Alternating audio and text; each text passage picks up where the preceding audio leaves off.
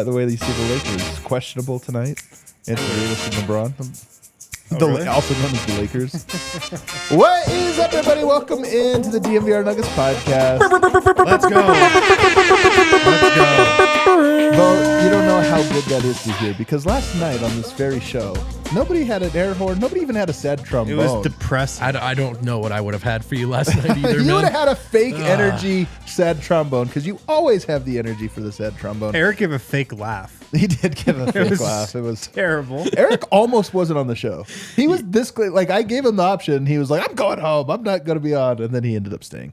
We got a great one for you tonight, though, or today, guys, because we get to not talk about the Nuggets too much. We get to instead talk about the future Nuggets and the implications That's of what the we new. do best. That's what we do best. But honestly, the CBA, the new collective bargaining agreement, very interesting. A lot of like what I feel like are major changes. Maybe our guest panelists will not. But real quick, let me introduce the panel. I got Harrison Wind. Just chugging as many drinks as I can to get out of that hangover, depressed state I was in last night. I know, it's so true. And then over there, I got Brendan Vogt in the mustard yellow. You guys have no idea how different the vibe is when you just don't do the show after a loss. I'm like, yeah, whatever. How many times did you laugh watching the show last night? Just like, Several. yeah, you're like, suckers. Look how Yep. sad they are. You didn't watch the show. You don't have to lie. I watched. No, I I watched didn't. parts of it. I Yeah, watched why parts of would it. you have? But our guest today, of course, always our expert when we talk all things salary cap, collective bargaining agreement, analytics, all of these different things. Bronco Squatch, a.k.a. Jake Coyne. Jake, thanks for coming in. Man, I'm glad to be here. I guess last night's loss was just bad enough that we got to bring in the nerdy guy Yeah. to clean everybody's palates, right? Yeah. Going to clean the palette with some CBA details. Got to get into some lawyer stuff. I'm actually very fascinated with it. Segments 2, 3, and probably 4, we're going to talk about like the state of the NBA and the implications of this because, man, anytime there's a new collective bargaining agreement, I mean, major changes happen. Don't you feel like every time there's a new change to a salary cap or this or that, it has these ripple effects that texture the next 5, 6, in this case, 7 years? Oh, yeah. It's crazy. And I mean, we don't even know everything that's going on yet. And it's just such a wide thing. And you also consider that this will probably be the CBA that the NBA expands under, things like that. Oh, You know, just already bringing the gems. Expansion talk. so much to talk about. It's a lot. But first, we have a new segment. Kale, can you go ahead and bring up the new segment? I'm going to be going to this well a lot. The Hangover! Oh, yeah. Hangover. Look at us there. We lost Dev. Oh, man, we did lose Dev. He should have been Mike Tyson, to be honest here. Wait, so hold on a second. You're Allen. Okay. Oh, wait, no. Eric's Allen. Which one? Am I the guy that gets lost immediately and then No, is I not think- in the I rest think of you're the you, Bradley you Cooper. gave yourself Bradley Cooper. Oh, is what Bradley happened Cooper. here. Hell yeah. Oh, I'm Bradley that- Cooper. Yeah, Oh, that big does deal. make sense. You are Coincidence. by far the biggest It's a great asshole on the graphic, show. man. It's so. such a good graphic. I feel Yeah. like everybody was cast perfectly. This is like there. when you decide we're doing a snake draft and all of a sudden you have the first pick. Just like that. How does that happen? Yeah, we lost Cam. Yeah. Kale is the one Kale's that's on the lost. There you go. Kale's definitely the lost one. All right. Hangover. Guys, we do this show immediately after the game. And, you know, it's always nice to rewatch the game. I'll be honest, I didn't rewatch this one. But Oh, it's always God. good to, like, sleep on it, come back to it. I'll start with Jake since he's our new one. Last night's game felt, in many ways, like a low point. You slept on it. Do you have what's your fresh eyes, non-hangover take about the Denver Nuggets? Yeah, I mean, you watch performances like that, and I think it's really easy to overreact on one hand, but also some of those reactions are warranted just going off that game. Right. One thing I try to do is, you know, I try to go into every season with, you know, what does this team need to show me for me to believe they're a contender? They've checked off most of those boxes already, and there's not really a lot left for them to do. So I try not to get too low with losses like that, but man, you just hope you don't see it this often, this late from this type of team. So it can be frustrating for sure. What are some of the boxes they've checked, and what are you almost deliberately said most of the boxes, which is not all of them. So what is there any like major ones that are unchecked? Just the last one left is I thought going into the season that the 1 seed should be what this team strives for, and you know that's all but locked up. Okay. You know that's checked off in pencil. I mean, I think it is. I Me too. honestly, Me They're too. going to get it tonight, Me probably. too, but I'm just saying we've been They'll saying clinch that it for tonight. 2 weeks and watching the margin. Yeah, streak. it's so true. It's so true. The Nuggets could have given us this a week ago. Maybe 2 weeks ago, honestly. They could have locked up the 1 seed 2 weeks ago, and instead they're like, we're going to make you all sweat it. We're not sweating it, but we're going to make you guys. Yeah. Is it as simple as that, the 1 seed? Yeah, pretty much. I mean, another big thing for me was I wanted to see good defense over a big sample size from this team. Didn't have to be the whole season, but, 30 games, 40 games. And I think we mostly saw that, but... Statistically, we did. Right, but this little bit, these last 10 games or so at the end, you have to say, is this enough for me to question that big sample size? Right. Because, as an analytics guy, one thing you do is you have to take in all the data. You can't just throw out data that doesn't fit what you want. And so you do have to take into account these last 10 games and say, hey, does this cancel out any of those good things we saw from the team earlier this year? One of my favorite things to do earlier in the season was, well, if you cut out the first 5 games of the year, Denver's a top 8 defense. If you cut out those first 5, now you have to be like, if you cut out the first 5 and the last 10, and it's like, man, at what point? This point, again, we all watch the season, so we think there's a real reason why you would cut out the first 5 games. I mean, Murray's first back, and they're on the road, and there's actual logistical reasons. But at a certain point, it's like the stats you always see. No player has ever scored 23 points while shooting 11 threes, grabbing 4 rebounds, and dishing 2 first-quarter assists. And you're like, this isn't a stat. This is too many qualifiers. Yeah. That's how I feel about the defensive stuff. There's too many qualifiers for me to pretend there's good signs. Yeah. Well, I think in the playoffs, we're going to find out once and for all if this actually is a true flip the switch team. Like, I think they might be. And if, like, Nikola Jokic is a true flip the switch player, which I think he is, because remember the Memphis win, a month ago? I do remember the it. statement I've referenced win it. that gave them a unchokeable lead for the number 1 seed, maybe an unchokeable lead. Yeah. The Nuggets are 7-8 since that game. They're 7-8. Yeah, I put 6 and 8 on the timeline last night, so I was wrong. They're 7-8 with a bottom 10 offense. Bottom 10 offense. That's wild. And That part. I mean, they haven't had 15 Jokic for some of these. Well, 3, I think. But that text 3 in a 15-game sample size. And I mean, affects it, but- they still scored like 110 against the Warriors. So they've been a very mediocre team for a while. Like 15 games. That's a decent amount of games. They've been a mediocre team since that game. It does seem awfully reminiscent of the first, not quite third, but chunk of the season as well, where it does feel like with this team, it's effort. A lot of it starts with Jokic, I think. Not just effort, but just the whole aura of how everyone's treating this game tonight. I'm inclined to say it's a switch, but they're pushing that dynamic, I think, to the brink, right? Like, have they earned this, the switch better flip, But I do think it's more that than inconsistency. Like, I think you can look at all these losses and say, I know the data is important, but having watched these, I watched this team not care enough. I watched them gear down. Yeah. I mean, it is true. If they would have beat the heck out of the Spurs, beat the heck out of the Rockets, beat the heck out of some of the Wizards. Oh, but we'd then, be flying high right now. But then lost the Bucks game, And the lost the Warriors game. Yeah. Like, if everything was just flipped, would we feel better, worse, or the exact same about it? And I kind of feel like we would feel bad in a different direction. We'd be like, well, all they did was beat the bad teams, Right. but against good competition. So it's a weird moment. I will say this. Like internet speak is always sounds like a lot of copium, right? But at least we understand the abstract was that terminology. That's pretty good. I get this in the Cool replies. internet guy. Yeah, I'm quoting I like that. the teenagers that Yeah. I entered. I don't speak in these type of words, but I'm just saying the concept of it sounds like you're trying to fit the Sure. best case scenario into the Sure. data available. And all I'll say is going into this playoffs, sadly, I feel like all possibilities are on the table. They win a championship and they look like the best version, or these holes are less about, well, they're not motivated, they're not this, and more about, hey, man, it's just who they are. They're a little bit of a Right. schizophrenic team. They play really well, they play really bad, and this or that. That being said, they could crush the Suns tomorrow, Could they? But here's the thing. and we might be back in. Here's the problem, man. Motivation. What's the Suns' motivation tomorrow night? I don't They know. don't have one. They can't move up. They can't move down. Their season is also effectively over. This is why I'm saying, like, basketball is so funny in today's NBA where there's so much rest and so much BS that every game you can spin the way you want. They beat the Suns. There's proof they beat good teams. Or they beat the Suns. Suns didn't care. They lost motivation. I think if the Suns play everybody, like that will be a nice data point to have. For Nuggets sure. played everybody last night. I know, and they sucked. So if they play, I mean, like if the Nuggets at full strength beat the Suns at full strength tomorrow, like I'll feel good about that. Here's my theory, Jake.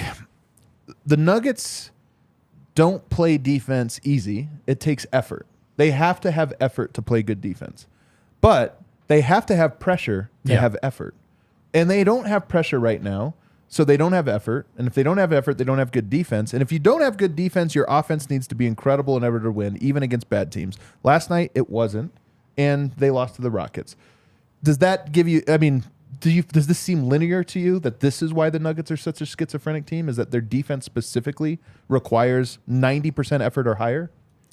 Yeah, I mean, speaking to what you're saying there, I think when you talk about the floor of this team, two of the biggest floor raisers in the NBA for me are your ability to play defense and your star power. When you think about the Nuggets, they have one star, and they have a couple guys who can play like stars, but I wouldn't call them stars. Last night they didn't. They had Jamal out. So yeah, and their defense is kind of hit and miss, mostly miss recently. And so when you get neither of those things, your floor is going to show a lot more. And like you're saying, I think this team struggles a little bit to get motivated at times. And I think it's, and this will sound like I'm being critical of Jokic. I'm not. But I think they're a reflection of their best player. And I think Jokic puts in his best work when he knows he needs to win. And I think he knows he doesn't need to win right now. And I think this playoff run is going to show us, what's the future of this team as far as players, coaches, front office. So I'm looking forward to seeing if they can step up to the plate. And you think about the difference between the hypothetical difference between that game and the first game of the playoffs. And you would just start with Jokic's approach, right? In theory and almost certainly in practice, it will be a marked difference in how he approaches it. So I think the way you frame that about Jokic and how it trickles down is 100% correct. is this a thing we accept though, Harrison? Because here's the thing I wonder. Because I think it's actually true as well. Like Jokic sets the tone. And Jokic doesn't need this. Like, here's the thing. Jokic doesn't need this BS, man. He hasn't needed the last 20 games. He was ready. He doesn't need training camp either. He's ready. He doesn't need all these things. But it's one of those things where it's like, you might be an alcoholic, but you keep inviting your alcoholic buddy to go drinking with you, and like you're ruining him. I do wonder if there's something with this with Jokic where it's like, you might not have needed the last 20 games, but when you take him off emotionally, so does Aaron Gordon, so does KCP, so does everybody else. Yeah. And those guys need it. I think we'll find out in the playoffs. Like, if they make the run that we think they can, I think it's cool. Right. If they don't, maybe he's got to reassess. This is why That's going to be the ultimate proving ground for all of this. Oh, God, you're so right. If they win the championship next year. Right. Who gives a shit about anything in the regular gonna have season? like 4 good games. I just want to go on record and say, whether that's the right or wrong approach from Jokic's side, I don't like it. Right. We've complained a lot about the regular season product and all the forces pushing against a good game on any given night. And that's one of them. Now, he might be right, philosophically, and just until the schedule changes or whatever. But it is actually my least favorite part about following Jokic as opposed to, say, Giannis or whatever. Right. Because I just don't think you have as many of those, like, well, I don't care about this one. Right. And I don't know. There's something to that for me. There is something to it, and I do wonder if that's just part of Jokic's growth as a player and as a leader. Is like a lot of times you have to fake it because those other guys need it. The leadership thing is for real. Like that I know is for real. Right. Like he's got to do more in that respect on games like last night. And he's Goodwill Hunting. I've always compared him. It's like my favorite comp for him is the Goodwill Hunting, where he's like rips up or lights the piece of paper on fire. And he's like, you know how easy this is for me? This is hard for you. I'm sorry it's hard for you. Right. But when you're a collaborator, unfortunately, you have to move at the speed of your slowest person. And sometimes you have to do things. So I don't know. Again, I don't want to put it all on Jokic. He's such a good player, but I do think there's a lot of the team takes their cue from him. And last night, he just looked like a guy that couldn't be bothered to play in that game. Somebody asked in the chat, The Pelicans win tonight and the Grizzlies lose. Nuggets win the 1 seed. How do you approach these last 3 games, Jake?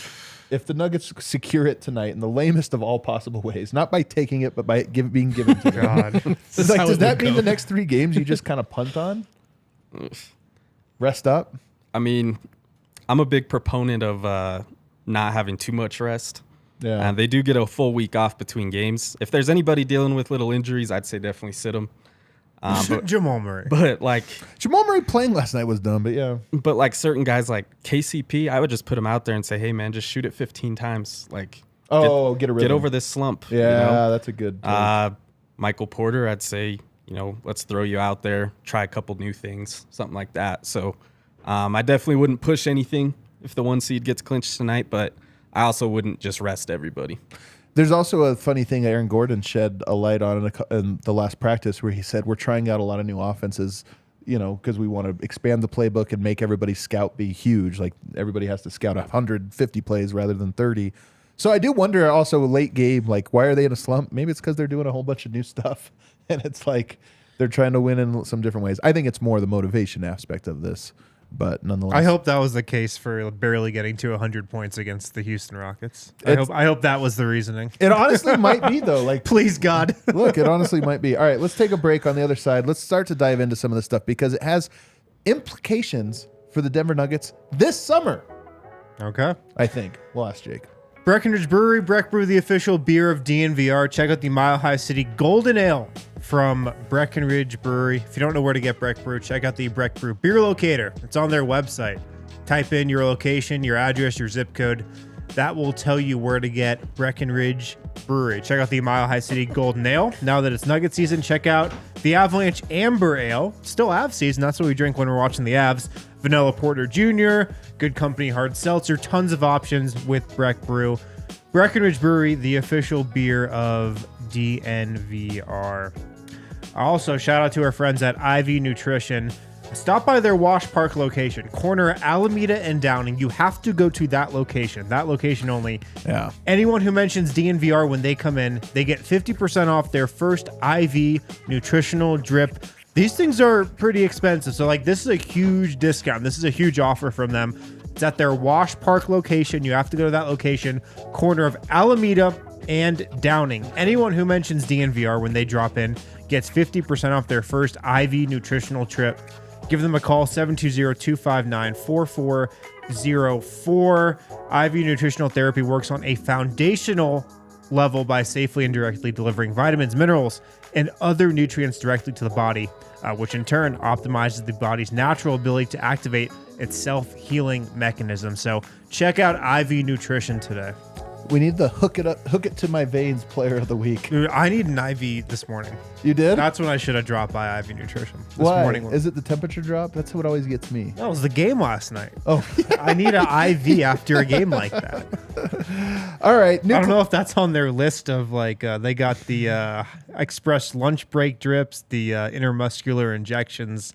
They need like a loser's lounge. Get back. The winning formula. Yeah. Get you back to feeling like a winner after you're a proven loser. All right, let's talk about the CBA. Jake, my first note on this is there's a money faucet in the NBA right now. There's a lot of money being made. Players making more than ever. And with this new CBA, it looks like even more money, and a new TV deal, it looks like even more money is coming in. We really are in the roaring 20s for the NBA, where everybody is feasting, and we had a deadline, and terms were met in large part. A lot of times when these breaks happen and there's a strike or a lockout, either way you want to phrase it, whenever these things happen, a lot of it is because something's not working out and like somebody wants more money. Are they, hey, we need this or that. Right now, everybody's feasting. Owners, players are feasting, and I feel like the number one takeaway is they reached a deal, so we're going to finish out this decade without a labor stoppage. That's the first big takeaway, wouldn't you say? Yeah, for sure. I mean, it was reported that one of the things that the owners brought to the table was a hard salary cap, meaning you can't spend over this much. And they knew they had to drop that because the players were never going to accept it. And it just goes to show, the players don't want to be capped at a certain number. The owners making tons of money, players going to make tons of money. Really, there's just so much success financially going on in the NBA that it made these negotiations easy. We had a stoppage of play in 99. We had one in 2011. What was the other one? Was it 2007? Do you remember 2006? Anybody remember what the other? I thought there's been 3 since 99. So the fact that they're usually one a decade, we end up getting a labor stoppage. So the fact that we're going to make it through the 20s, knock on wood, I mean, I guess there's still chances things can fall apart, but almost certainly not going to have a stoppage in the 20s is no small thing. It's nice that we're going to get through a decade. Yeah, we're going to have jobs still. Oh, wait, we had a stoppage. We had pandemic. But that was a little different. That was an act of God, I guess. What do you see as, let's just talk about, actually, let's talk about this one. The first item to kind of bring up is that teams now can sign their own veteran players for a 140% previous year salary as opposed to 120%. This one, I believe, has direct implications for one Bruce Brown. Unless you're reading something new, I think you're getting it a little confused. So this is for extensions only. Okay. And so what this would mean is for Aaron Gordon, for example, after his little half season here, the Nuggets gave him his maximum extension, which was a 20% raise. This would mean he could have gotten a 40%. What this hasn't affected is non-bird rights, which is what Bruce Brown has. I haven't seen anything come out about bird rights and any changes, so it's possible there is changes to it. But as of now, there are no changes to that Bruce situation. So the Bruce number actually doesn't change at all. Nuggets are still handicapped to what they can sign him for. As far as any information that's been leaked about the CBA now, yeah. Obviously, once it comes out, I'll read it through, and there will be reports about it, and we'll find out then. But as of now, it's the same. Is the intended outcome there that teams like Denver can just simply offer more to a guy like AG to keep him as opposed to just getting out there in free agency? Yeah, I think the big thing is you'll have players that are late bloomers. They maybe don't look as great right away. So like take Jaylen Brown right now, for example. The talk with him is that he'll wait until free agency because the Celtics can't extend him to his max amount. Because when he got his original contract, it was just lower. He didn't take his max. And so this is intended to give teams a chance to maintain their own players who maybe improved a lot since they signed a long-term deal. Which I think makes sense conceptually. I think the NBA wants teams to be able to retain their players more. Yep. It's like, I don't think you can stop super teams, although there's some things in here that maybe are aimed at that. But this idea of if you invest in a player, right now, if you invest in a player and it takes 5 years for them to fully blossom, you're coming up on the time when they can leave you. And For it the just Lakers. sucks that there's a lot. Yeah, for the Lakers. Yeah. So and it's not just the star players, which I think the NBA has put in things like Supermax and these things to try to keep stars to various levels of success. But then it becomes your second tier players where it's like, yeah, we took a long time to develop this role player that fits alongside our star, and we lost him right at the moment when we developed him into what we wanted. Yeah. So I think this is the mechanism, is this second tier of player. Now we want that player, your Aaron Gordons, your KCPs. We want them to have the ability to stay with the team for long runs. What did you say? Yeah, for sure. Definitely one of the big themes with this CBA is trying to introduce more parity into the league. And I think, keeping your own high-end players is part of that because, we all know, if you go to free agency and you have an equal offer from the Lakers or the Jazz, where's a player going to go, And so this is intended to let some of those players get money early instead of having to wait till free agency and then, hey, you're picking between Los Angeles and some city you probably don't like as much. So the also interesting one along these same lines is the non-max rookie contract extension can now be 5 years. This is a Christian Brown rule. We're giving him a 5-year max. Let's go. No, non-max. Specifically Win non-max. Like at the moment, you draft a star. Of course, you get that extra year, and that's a big reason why rookies don't leave. They stay till their second contract. But now for that second tier caliber player or third tier, which is a Christian Brown, he's not getting a max here in a couple of years. Well, but the idea is that now the Christian Browns are more likely to stay with their team as well. Yeah, for sure. One guy I think of with this is like OG Anunoby. Yeah. Because he didn't get a max with the Raptors, but under something like this, he could have gone for 5 years. Maybe the trade talks aren't as strong as they are right now. It's just a big trickle effect. So Christian Brown, whatever type of money he gets, he could develop into a max player, I guess, if you're really high on Christian Brown. But regardless, now you can keep him for what?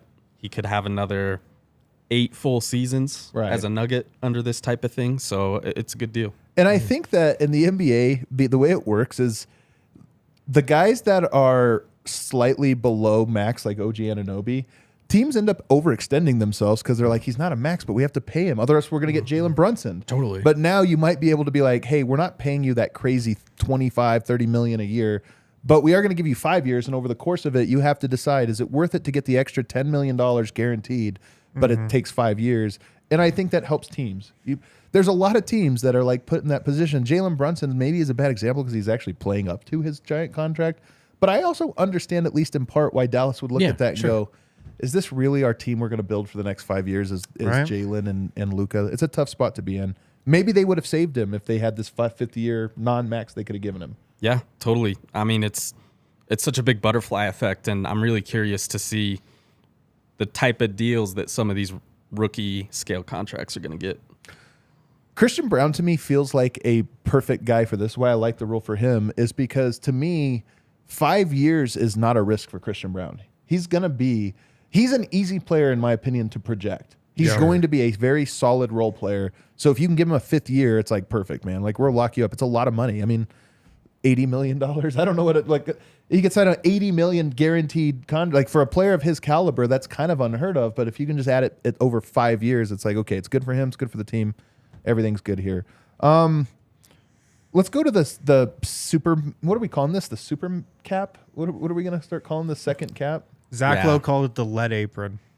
The lead apron? Yeah. Like, because it's like a heavy apron? Yeah. Instead of a soft one? I don't know. I don't think we're going to call it that. He's really pushing it hard. The lead apron? I don't think it's gonna This is such jargon. Like, here's the thing. If you say a super max, we understand the super max contract. It's like more than a max, right? Like, we understand. Lead apron, if you said that to the layman on the street, they'd be like, what the hell? Is that like a backstop on the court or something? I think it's a super tax or a super. I don't know what we'll call it. Something here. Isn't it? It's the second apron, though. Second apron, super the apron, lead apron. super tax, super max, and a super tax. I think Keith Smith calls it the super tax. Let's call it the super tax. Is man. the lead apron what the dentist puts on you? Yeah. When they do when you're the- getting the Oh, X-ray. Yeah. lead apron. Just throw it on you. Just trying to figure it out. Then they go behind the concrete wall. All right, what? Tell us about the super tax. How is it going to work? Like, what effect do you think it is going to have? Yeah, so I guess just as a quick overview for people that really don't recognize the term, there's a tax line. Once you're in that, you're paying luxury tax money. Then above that, right now, there's something called the tax apron.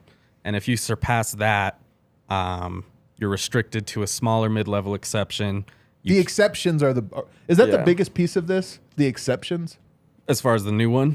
The new one, yeah. Yeah, I think it is the exceptions, as well as, I don't know if they're considering this an exception, but teams that are going to go over that second tax apron going forward, they can't send out money in a trade. Right. So if you're trading like a $10 million player, right now you could theoretically get somebody making $12.5 million. Under these new rules, you can only get $10 million back. Dollar for dollar. Yep, dollar for dollar.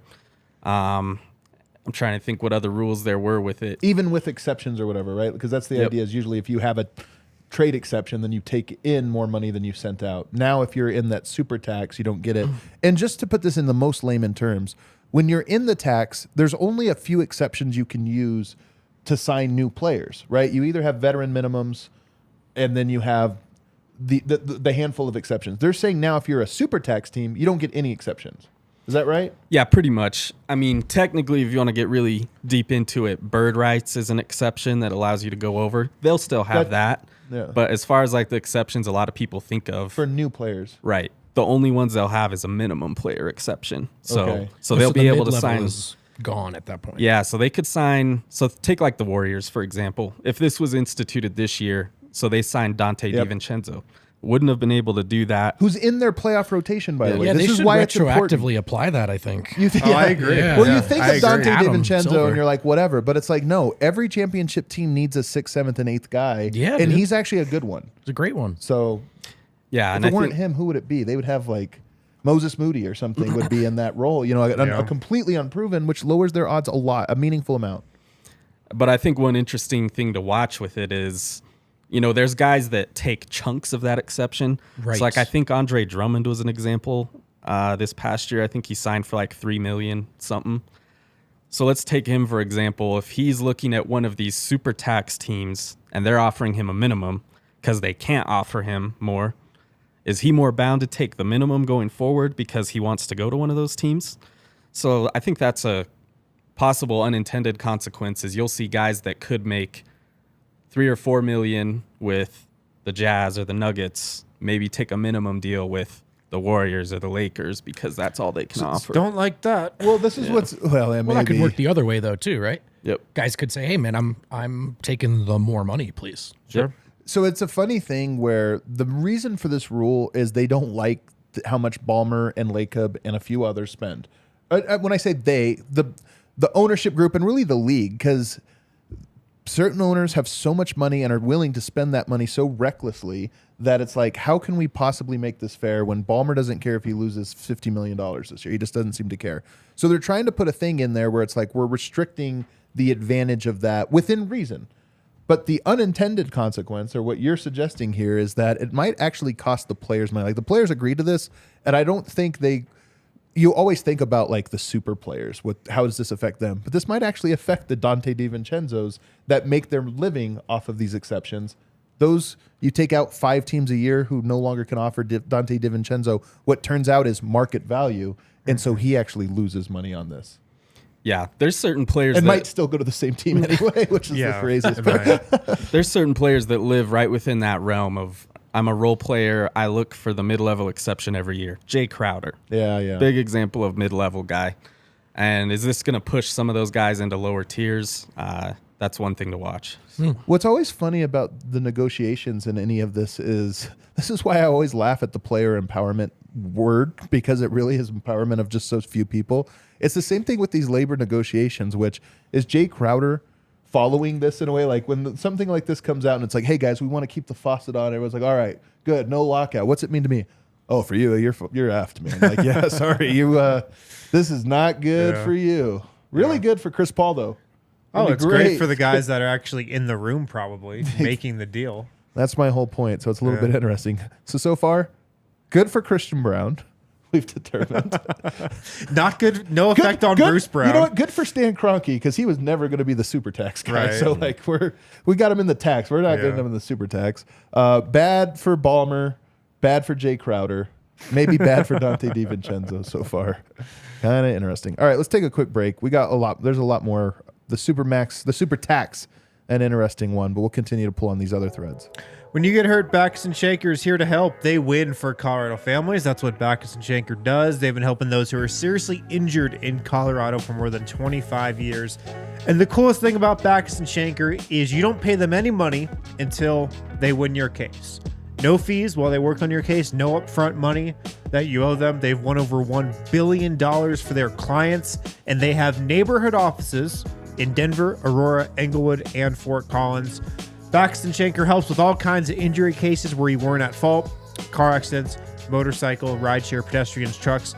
They even help you if you're injured at work. Call them today, 222-2222, to find out if you have a case for free. Backus & Shanker wins. What's that number? It's the easiest number, 222-2222. Just mash the number 2 after you hit 303, of course. They've won over $1 billion for their clients. They have the strength and power to win your case. More than 30 lawyers on staff, more than 100 staff members. Check out Backus & Shanker. You never have to pay them unless they win your case. Also, check out Game Time, the hottest new ticketing app. Don't be messing around with all those other third-party websites. You know what, man? You know what do you think prices are going to be for the Sacramento game on the second night of a back-to-back end of season when probably nothing's at stake? Game Time's going to have like $2 tickets. Yeah, for sure. I'm serious. Like Game Time app. Set the alert for that one. Last game of the season. Prices at an all-time low. Get them. I'm serious. Like sitting like lower level to watch Peyton Watson. Great experience, man. Worth it. Worth it. Peyton Watson masterclass coming up. Hopefully.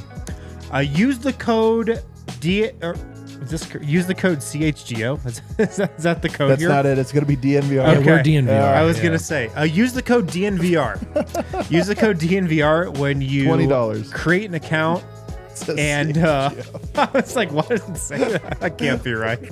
Use the code DNVR. Good context clues. This is the DNVR Nuggets podcast. When you create an account on the Game Time app, you get $20 off when you use that code DNVR. Download the Game Time app today. Last minute tickets, lowest prices guaranteed. You can sit courtside. You can sit right behind home plate. Hey, opening day tomorrow here in Denver. Use the Game Time app. Use code DNVR. Get $20 off your tickets for opening day tomorrow. Don't go messing around with all those other third-party sites, comparing prices, this, that, service fees, yada, yada, yada. Just use the Game Time app. Use the code DNVR. Get $20 off your first purchase. Terms apply. But again, create an account, redeem code DNVR for $20 off your purchase on the Game Time app. Alrighty, back here, segment 3, we got Jake Coyne. We're going through the CBA and all the implications it has, and I think they are numerous here. So let's get in. Here's another one that I think will have unintended consequences. 3 two-way players. The two-way was introduced, 6 years ago or so? It's been huge for the Nuggets. They've actually had Monte Morris. They've had, was Jared Vanderbilt a two-way guy? Bol, I think, was a two-guy. Torrey Craig, the original. PJ Dozier. Vanderbilt might have just been a regular one. Yeah. But they've had a lot of guys that ended up being pieces, and I think they might, even this year, when you talk about a Jack White, might be back in some capacity. Here's the thing. So you get 3 now. Here's the thing I wonder. If you can have an open roster spot. This is going to be the Stan Kroenke move.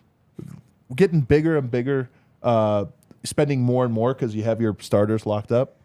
Why not just keep a 14-man roster, 3 two-way guys, boom. Just saved one little spot on the roster. Yeah. That's one thing I foresee happening. Can you have 2 open roster spots? Yeah, you can. Once you get down to a certain number, you get penalized for it. But I'm saying if you're a tax team like Denver. It's the you're being too cheap penalty. But if Denver is going to be a tax team because their starting lineup is so big and they're starting from a place of having this big one, they could probably have a tax team with 13 guys and then 3 two-ways. And it's those they play. Because we'll just bring them in as needed. I actually think this is how it will play out. Yeah, I think so too. I mean, you look at those two-way players, they're making a third as much as a minimum player. Right. So if you're looking at it from a Nuggets perspective, say last summer, you say, hey, we could bring back Davon Reed, or maybe we could just sign Adonis Arms to this third two-way and kind of just roll with it, First of all, no difference in the success of your team. Yep. So Stan Kroenke, this is it's a hard sell to tell him not to do this. That's why I think for sure Denver next year is going to have 14 players on the roster. And that money, 3 two-ways. For the Nuggets would multiply because you're talking a luxury tax team. So if you're talking, $1 million in savings going from Reed to Arms, you're talking maybe $2.5 million in total savings, right? Just due to luxury tax. So, what do you think of that, Wind? I mean, I think it's cool for us because we love talking about prospects. Yeah, we love our guys. We love talking about two-way guys and projecting them and how they can help the roster. I mean, I feel like something we were talking about the G League and how it just sucks the other day. Another two-way guy might make it suck even more because a lot of times that guy's going to be with the NBA and you're just eliminating the next 30 best players from the G League. Could have some. I think Jaden Springer scored 40 in the G League last night. Yeah. So, it's there's a tell. Our guy, Jaden Springer, we were right after all. Our guy. Yeah. For a week, he was our guy. Yeah, listen, that's aging well. Now it is. Now, all this time later. Yeah. But no, I'm cool with it. The mid-level exception. I don't like how you can only... What is it, 45 games? Is that still the rule? But again, how often is that pertinent? I just don't get why. Because otherwise it's taking advantage of labor, is I think the idea of it is if you sign a guy to a two-way, but he's really a full-time player, you're just gaming the system. With having 3 of them... Is that the worst thing? Well, it's bad for the players. I'm saying rules are in place so that players aren't... They're trying to get money to the players, right? Within reason. But what I'm saying is by giving a third, you naturally lend yourself to, we got 3 guys we like, and we're going to bring one down for 45 and another one down for 45 and another one down for 45, and boom, we're good. The unintended benefit of that could just be Like, do you really need another vet that probably shouldn't play at the end of your bench on a minimum that Malone is going to play 20 minutes a night anyway? Or would you like a third two-way spot? Maybe the second one. It's possible.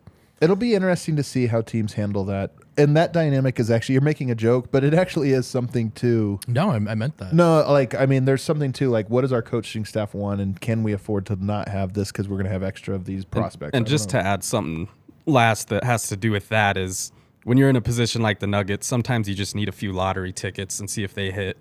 And that's kind of what a two-way can be. It's just a lottery ticket. And sometimes you'll get a Torrey Craig or a Monte Morris, and you end up in a lot better spot for it. So, a lot of times you get a Devonakun Purcell. It just happens. The mid-level exception will go up by 7.5% starting next season. It was expected to be around 11.3. The room exception will jump by 30%. It was supposed to be 5.8. So is this a change? Mid-level exception going up? I thought this was the one that was like now tied to the salary cap. How is this? What is the change here? The biggest change, they're just giving a little more money, but then the room exception, it's called the mini MLE. They're significantly increasing that one in particular. I think the idea is that you'll see teams operate as over-the-cap teams during summers because it affords them certain exceptions. But I think with this increased mini MLE, you might see more teams operate as under-the-cap teams, and it gets into a lot of complicated stuff. But more ways for this to get complex then. But I think in an ideal world, more teams being under the cap means more money available. So the ability to have more than 2 designated Supermax players is an interesting one. Is this going to become more and more of an issue? I mean, it's not like that many teams have run into this, but maybe they anticipate. Cavs, I think, right? The Cavs are a team the that has one. Talking about. And honestly, for a while there, it looked like maybe Brooklyn and there have been a couple teams where they at one point had 3 guys that could become this. How is this going to change things? Yeah. So one other example I think of is a few years ago when Kyrie Irving was on the Celtics, there were rumors that they'd trade for Anthony Davis. And they couldn't because of this rule, because Kyrie was on a max, and I believe was Tatum on his max? Or so was you're it right. someone This is else? less about signing your own. The Oklahoma City 2011 team, it's less about that where, hey, we have 3 superstars and we can sign them. It almost feels like the consequence is going to be more super teams are like, yeah, we can always just add these guys. Yeah, I mean, one take I have about the CBA is I think the NBA knows people love trades. And I think they know it gets a lot of social media traction, and a lot of, debate shows like to talk about trades. And I think there's some things in this CBA that open teams up to more trades. And this is one of them. But also, you guys say the Cavs, that's another good example of where it could just be allowing teams to keep their own players as well. So, although there's a workaround for that if it is your guy, like isn't Jokic not on a Supermax because he took just slightly below that or something? Like there are workarounds. I know some players won't give an inch, including like the token amount, but I feel like that the retaining players part I almost don't buy. I worry this is more in the mold you're talking about, where maybe if this rule wasn't in place 4 years ago, the Celtics have AD. Oh man, and Kyrie's still there, and maybe you look at a team exception. There's all these rules about the Lakers and Dallas, and is Kyrie going to go to the Lakers, or is LeBron going to Dallas? Like this or that. It becomes a little bit easier perhaps when you just look at it and go, why don't we just take 3 Supermaxes from 3 different cities, bring them to one? So don't love that one necessarily too much. Let's get into the fun one though. A tournament, mid-season tournament. This has been Adam Silver's thing. He has been the guy. He first proposed this like 10 years ago, I think, when he was under David Stern. I think he came up, and he has just been like, hell or high water, we want to get there. It's here. $500,000 is at stake, which is nothing to LeBron James, and it's everything to Vlatko Cancar. It's why this tournament is so weird. The guys that actually win it. Sorry, is it 500 ahead? Yeah, player. Which is why I say for LeBron, that's like 2 days worth of work. Yeah. And for Vlatko, it's like half a year's worth of work. So it's going to be really big to the guys. I don't know. Like, are you guys pro this midseason tournament? You are, Vogt. I love it. I love it too. I think they're going to have to iron this out almost certainly, right? I think we'll see. It's always unintended consequences, always little bumps in the road that you don't see, right? With the first draft of a plan. But I like competition, and competition in the regular season is eroding. I think Does this help that though? it could. It might not. I see all the ways it might not. But I could see it helping. How valuable is winning this tournament? I think for me, it's about guys like, I used to say Towns in Minnesota. I would say Dame in Portland, right? Like they don't want to do the super team thing, but they are exceptional, incredible talents. We never get to see them play with much leverage. Like I think Dame would have won 3 of these things in his career, and it might have been really, really, really fun to watch. Yeah. I mean, no one's ever going to say we didn't win the title, but we won the tournament. I get that, but I think there's a crop of players and teams that are good, that are competitive, who never get the opportunity to play for much. I just know that we ruin everything, and I just feel like the way you described it is the best way to diminish this. Yeah, no, it's like we're like, oh, that's for the Blazers win that one. Like that doesn't mean it. Blazers are a good team. No, they're the 20th best team. That's who wins the whatever cup, the silver cup. Yeah. That's true. But I'm more likely to watch because it's built into the schedule. Yeah. I'm more likely to The pool watch play is. those games than Portland just playing Houston or whatever. God, I hope it works out that way. I really do. Do you like it? I like it too. I think there's a chance they try to make it bigger than it should be. Like I think I saw something about how the championship is going to be played in Vegas or something. Oh, I saw that. And yeah. that sucks. Like that's trying to make it bigger than it is. Here's what it is, man. The NBA has a problem. The players don't care about the fans. They don't care about the games. They don't care about 90% of this. And the solution, rather than like figuring out actual problem, it's like, how do we just like bridge the gap between these? And you're making things that don't address the issue. They just treat the symptoms. And so that's what I feel like this is. And so when I get to this and I go, is it going to be fun and competitive and this or that? I don't know, man. Like, I really just don't know. I feel like it'll be more, if you're in the semis, okay, everybody cares all of a sudden. But if you're not, I just think we're going to still get like, how is Anthony Davis sitting out the first round of pool play in the cup? And it's like, because he doesn't care. It doesn't need $500,000. What's it going to be called? That's the other thing. We need to come up with a cool name. The Maybe Kia mid-season tournament. we got to call it the Kobe Cup or something. That's like the only way players will care is if it's like, The Kobe. yeah, Cup. I've got 6 Kobe's, man. I'm very proud of that. Jason Tatum will win it every year. Yeah, exactly. Oh my God. If you call, we're gonna end up calling it the koozie or something, and the players are gonna be like, "What? I don't want that. The koozie? Yeah, I want a Kevin McHale. Get out of here. I don't want that." Let's take a quick break. We have one more read. Let's take a quick break. On the other side, another really, really interesting one. Positionless in the CBA. I hate it. Or positionless in the All NBA voting. I hate it. I'm gonna rant about it.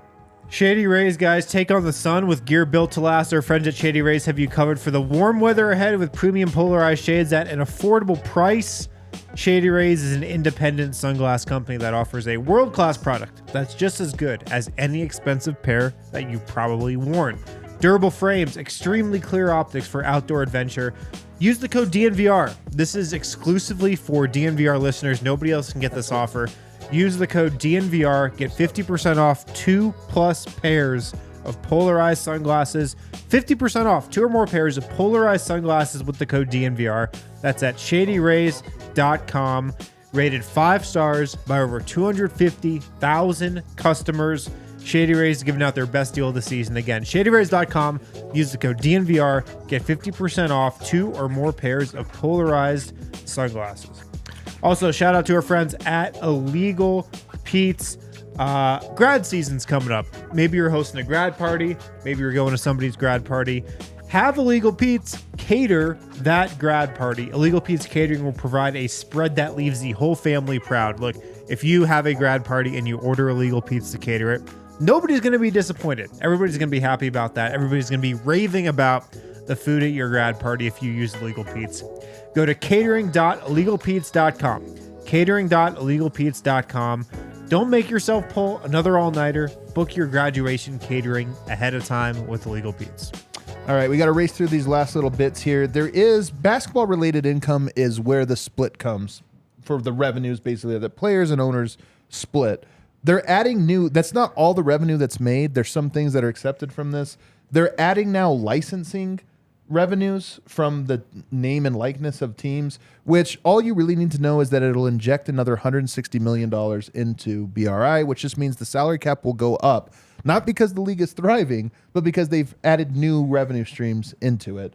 This is my big, tell me if I'm wrong on this, but this is my big fear is that the NBA keeps getting more and more money, even though the viewership is getting smaller and smaller. And I just feel like you could only play that card so many times before, and that's the only thing I keep looking at is the players keep making money, but the league feels like it's unhealthy. Yeah, I think so too. They'll always find new partnerships, new ways to make money and everything. They do need to get better at marketing their stars, all their stars. And the product. Not just some of them. Yeah, the product is all of the games. Yeah. Like not just some of them, all of the games. But could probably do a whole podcast about that one though. So Yeah. So that's the only thing that kind of concerns me about it is the NBA has figured out how to keep squeezing little bits more out of everything. And it's like, look we're growing. And it's like, well, financially you are, but nobody's watching. Right. And We're everybody sitting hates here it. like, surely something has to change. And they're like, I don't know, man. Everything's fine. I don't know. We found another $100 bill under the couch. And then you were talking about something that specifically applies to Kamagate. yeah.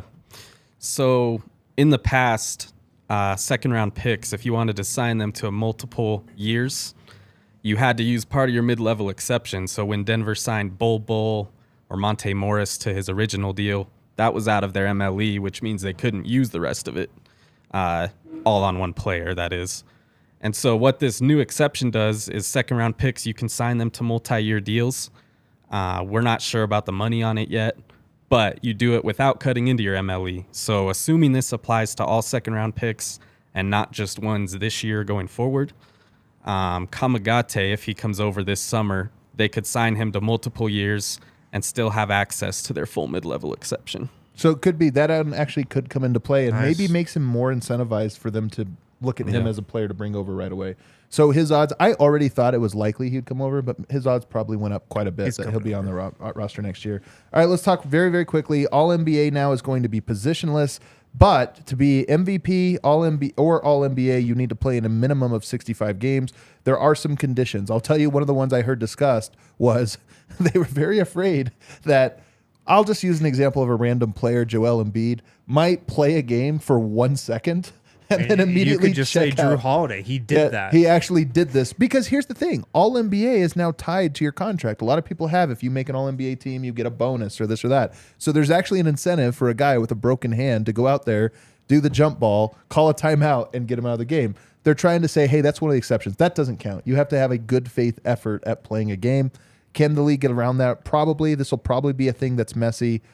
But nonetheless, it's hilarious to me that we have, again, the NBA keeps treating the symptom.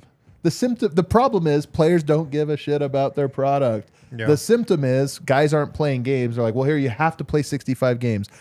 I'm just not convinced that we're not going to end up getting a bunch of like, oh, Paul George gave a 12-minute performance tonight, played in all 4 quarters for 3 minutes. I mean, dude, this is a little different, but it started. Kawhi Leonard played the first half of a game and then said, there's a back-to-back tomorrow. But guess You guys what? got There's the precedent third. now for next year when he Yeah. actually appeared in 72 games, but actually only played in half of most of true. those. I don't, the NBA treating a symptom. But let's do the last one. The all NBA being positionless. Bill Simmons, I thought, had the best take on this. It's for historical precedent. You can go back and look at All NBA, and it tells you a good story about the eras. You go back to the '60s, and you're like, "Wow, I can't believe Wilt was second team All Center." This was an era of centers. There was great ones that didn't make it. Oh, you go to this level, you go, "Oh my God, there were some good guards here, good wings." Right now, I think people are so up in arms that Joel Embiid could win all the MVP, but be second All NBA. And like, no, we got to get everybody. So now it's positionless. And I just look at that and I go, no, we're in an era of guards. We're in an era with a handful of centers. It's okay if somebody gets left off. It helps tell the story of, man, look at how good the guards and how weak the forwards were in the 90s. That's okay to me. So this one I also don't like. Phil's I participation feel like trophy. everybody wanted this, and now that it actually happened, everybody's like, nah. I agree. We All did not NBA is need going to. this. Can you imagine Chris Paul, Steph Curry, Damian Lillard, Ja Morant, and Jokic are your All NBA? You're like, what? What is this? So who would be the All NBA team this year if Embiid, this rule was Jokic, intact? Giannis, Tatum, and then maybe. Damn. You don't think he is? Maybe. I mean, yeah. it's just your top 5 NBA MVP candidates, probably. No, Right. I'm just, one of these things is not like the other. It's not. And then maybe Luka, maybe yeah. Shea, So I mean, like whatever. that's one guy on it that wasn't supposed to be on it. Yeah. That's not that bad. I feel like. Are you a fan of this, Jake? Yeah, I'm not a very big fan. I just think the rules these days in the NBA really slant towards perimeter play being a lot easier than it is for big guys. Yeah. And so I'm not a huge fan. And, you know, people make the argument, and it is tied to money and how much you can get in contracts. But I think it's been a perfectly healthy system so far. Like, I don't think it's prevented anybody from getting the money they should have. So I didn't really see a need for a change. Crazy thing, man. You players that are in the MVP conversation will offer access for a vote, and then if the votes are public, and then it becomes this whole thing. I think it's messed up. We got to get out of here though. Buzz has a show coming up. Jake, thanks for walking us through all that minutia, man. Yeah, it was thanks, good stuff. Jake. Cool to and meet you, honestly, dude. there's actually a lot of things that we learn. You know, obviously apply to the Nuggets this year. Yeah, thank you guys. Always happy to come, and you guys do a great job. So. Anything to promote or anything you want to pump? No, man, just follow my Twitter, at Bronco Squatch. I'm always putting out some good stats there, and when we find out more about the CBA, you'll definitely hear about it. Everybody, thanks so much. We're back tomorrow. Nuggets Suns. Will it matter? Let's find out together. Hit that like button on the way out.